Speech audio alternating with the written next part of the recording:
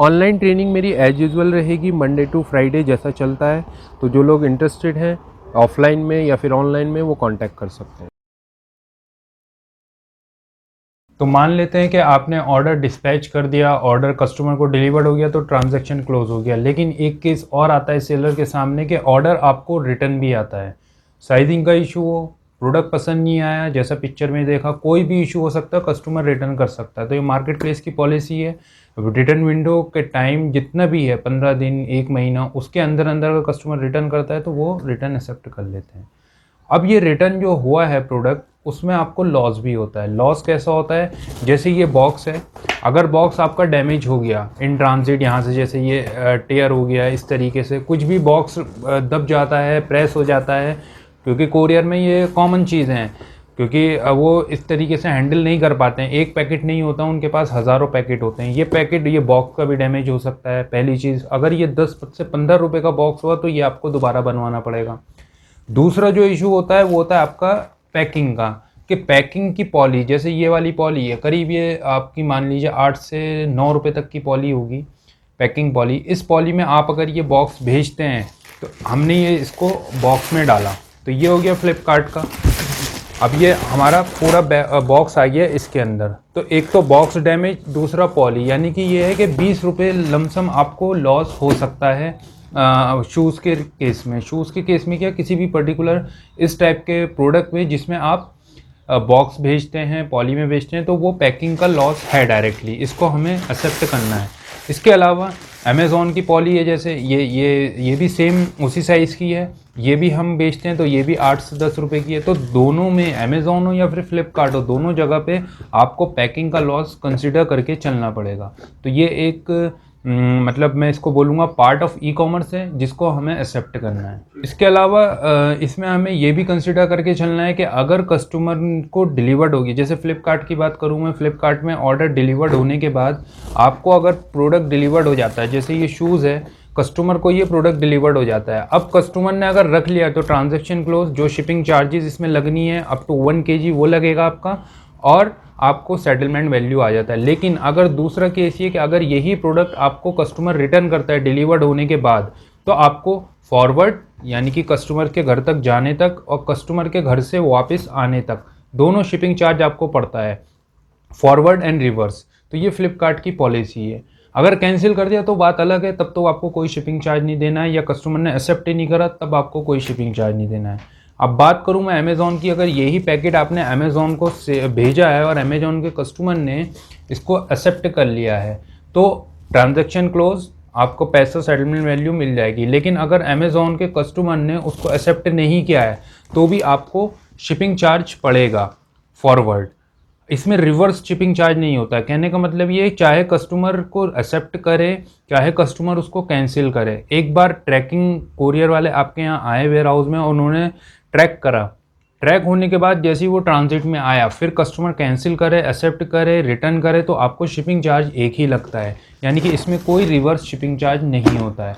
तो दोनों market place की अपनी अपनी पॉलिसी हैं, और इस तरीके से आपको ये लॉसेस भी कंसिडर करके चलना पड़ेगा। इसके अलावा रिटर्न में जो लॉस होते हैं, ये तो हमने पैकिंग की बात करी कि किस तरीके से पैकिंग में लॉस है, साथ ही में आपको बॉक्सेस का लॉस है अगर बॉक्सेस आपके डैमेज होते हैं। तो बात हम ये इसकी नहीं कर रहे हैं कि एक प्रोडक्ट शिप होगा, बात हम कर रहे हैं कि जो हमारे नंबर ऑफ़ ऑर्डर्स अच्छे होंगे। कहने का मतलब ये 50 से 60, 100 से ऊपर ऑर्डर्स होंगे, तब हमें ये लॉसेस को कंसिडर करके चलना पड़ेगा। इनिशियली हम इसको देखते हैं, लेकिन इसको हमें नहीं देखना चाहिए, हमें सिर्फ अपने फोकस रखना चाहिए नंबर ऑफ़ ऑर्डर्स पे। लेकिन ये लॉसेस होते हैं, और ये भी कंसीडर एक पार्ट हमें रखना है कि हाँ ये लॉसेस होते हैं, तो हमें अपना मार्जिन थोड़ा सा हाई रखना पड़ेगा। अब सेकंड, इसमें जो लॉस होता है वो मतलब एक तरीके का जो रिटर्न में लॉस है वो ये भी है कि इन्वेंट्री आपकी ब्लॉक हो जाती है। ब्लॉक कैसे? जैसे सपोज़ अमेज़ॉन ने ये जो शूज़ है, इस शूज़ की रिटर्न विंडो आपको 30 डेज़ दे रखी है, सॉरी कस्टमर्स को 30 डेज़ दे रखी है। तो कस्टमर्स क्या करते हैं कि ऑर्डर कर दिया, अब 15 डेज़ बाद उन्हें डिलीवर्ड हुआ या 7 डेज़ बाद उन्हें डिलीवर्ड हुआ, और डिलीवर्ड होने के बाद वो जो है कस्टमर रिटर्न कर सकता है 30 डेज़ में। तो डिलीवरी के बाद 30 डेज़ आपका रिटर्न विंडो है। अब जो आपने शिप करा, और कस्टमर को पसंद नहीं आया, वो नहीं आया, कस्टमर ने रिटर्न कर दिया, कैंसिल कर दिया, कोई भी वजह हो सकती है, तो आपकी उतने दिनों तक इन्वेंट्री ब्लॉक हो गई। अब उस इन्वेंट्री को आप कहीं पे सेल नहीं कर सकते हैं जब तक आपके पास वो रिटर्न नहीं आता।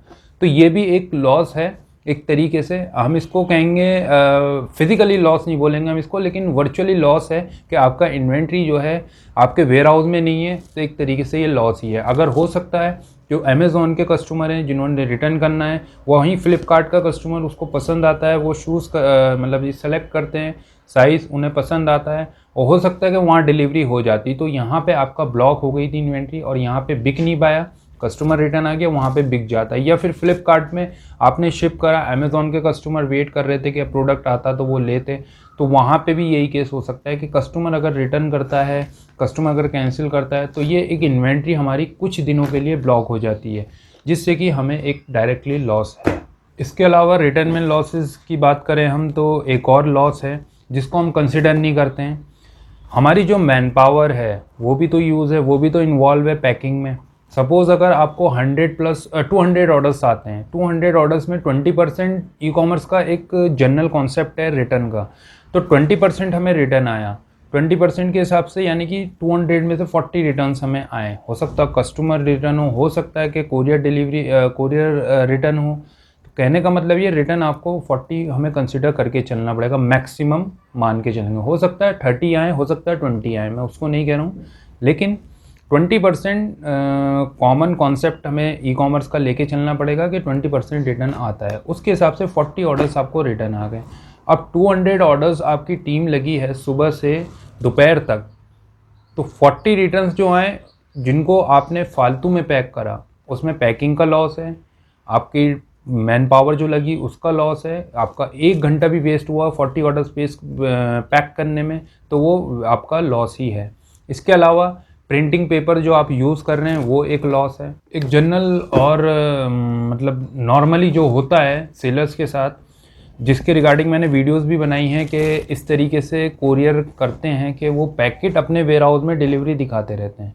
हालांकि बहुत सी पॉलिसी चेंजेस हुई हैं अमेज़ॉन में। अब ये हो गया है कि लोकेशन जब तक आपकी करेक्ट नहीं होगी तब तक वो एक्सेप्ट नहीं करेंगे और वहाँ पे एरर शो करने लगेगा, तो अमेज़ॉन में ये हो गया। फिलहाल अमेज़ॉन में और फ्लिपकार्ट में ऐसा होता था जनरली, अमेज़ॉन और फ्लिपकार्ट की नहीं बात कर रहा हूँ मैं, कोरियर्स की बात कर रहा हूँ। कोरियर्स किस तरीके से करते थे कि अगर मेरे यहाँ आना है उन्हें और 2 पैकेट रिटर्न आए, तो वो 2 पैकेट रिटर्न नहीं लेके आते थे, वो अपने वेयर हाउस में ही रख लेते थे।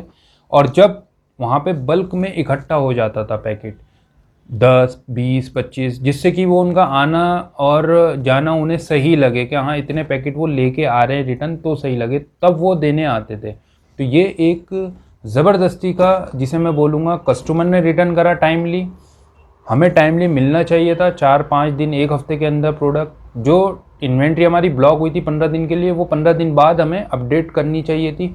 लेकिन यहाँ हो ये रहा है कि कोरियर की वजह से हमारी इन्वेंट्री उनके वेयर हाउस में पड़ी हुई है, वहाँ पे ब्लॉक हो जा रही है इन्वेंट्री। अब जो 15 दिन बाद अपडेट होना चाहिए था, यानी कि 16 को अपडेट होना चाहिए था वो प्रोडक्ट, वो अपडेट हो रहा है और 10 दिन बाद, यानी कि 26 को। तो ये हम इस चीज़ को कंसिडर ही नहीं करते हैं कि ये भी एक तरीके का लॉस है। तो ये कोरियर की वजह से भी होता है और इस पे हमें जो है मतलब देखना है कि किस तरीके से हमें उस पर फोकस रखना है कि जितने भी रिटर्न्स हमारे कस्टमर कर रहे हैं टाइमली हमें रिसीव हो रहे हैं या नहीं हो रहे हैं। तो आपको कम्युनिकेशन करना है अपने कोरियर पार्टनर से।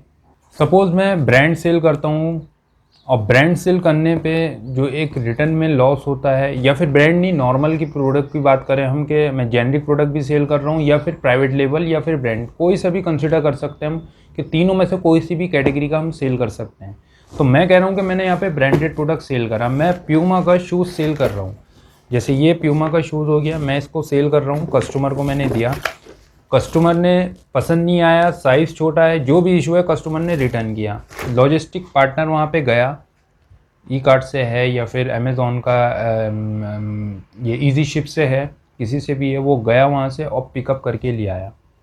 अब क्या होता है कि जब कस्टमर पिकअप देता है, कि कस्टमर ने पिकअप दिया है, तो उसमें कस्टमर ने सही दिया, टाइमली रिटर्न किया, कोरियर भी टाइमली पहुंचा वहाँ पे और पिकअप लेकर आ गया। अब उनके वेयर हाउस में 100 रिटर्न आने हैं, तो 100 रिटर्न में से क्या हुआ कि इसका लेबल इस वाले पर्टिकुलर पे चिपक गया और उसका लेबल इस पे चिपक गया। तो मेरा जो प्यूमा का था वो मुझे प्राइवेट लेवल का मिल गया, जो प्राइवेट लेवल का था वो मुझे प्यूमा का जिसको प्राइवेट लेवल का जाना था उसको प्यूमा का प्रोडक्ट चला गया। कहने का मतलब ये है कि इन्वेंट्री का लॉस भी होता है इस तरीके से। वो बात अलग है कि हम जब मार्केट प्लेस पे रीइंबर्समेंट मतलब क्लेम करते हैं तो हमें रीइंबर्समेंट उस पर्टिकुलर प्रोडक्ट का मिलता है, मैं उसको नहीं कह रहा हूँ, लेकिन ये भी एक लॉस है जिसे हमें कंसिडर करके चलना चाहिए।